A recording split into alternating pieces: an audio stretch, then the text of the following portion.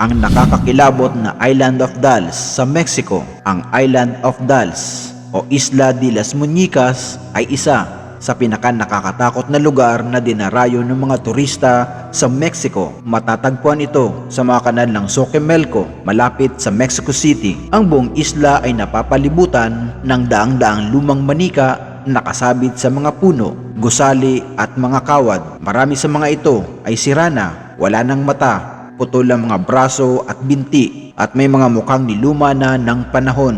Dahilan upang maging mas nakakatakot ang itsura ng lugar.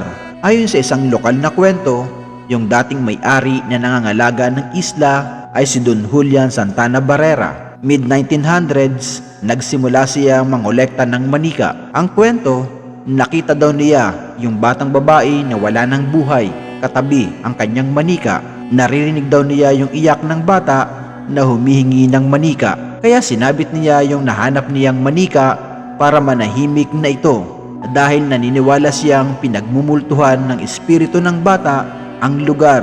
Nagsimula siyang magsabit ng mga manika upang mapayapa umano ang kaluluwa nito o maprotektahan ang sarili laban sa multo, hanggang sa maging libangan na niya ang pamumulot ng manika o ipinagpapalit sa gulay. Hindi na niya ito nililinis kung anong sira, iyon na yun. Habang lumilipas ang mga taon, lalo pa siyang nangolekta ng mga manika hanggang sa halos matakpan na ang isla ng mga manika. Namatay siya noong 2001. Nalunod sa mismong lugar din kung saan niya nakita ang bata.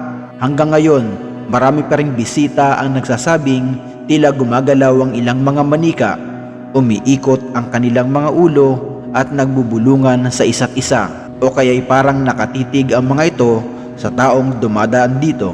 2022, nirecognize ng Guinness World Records as world's largest collection of haunted dolls.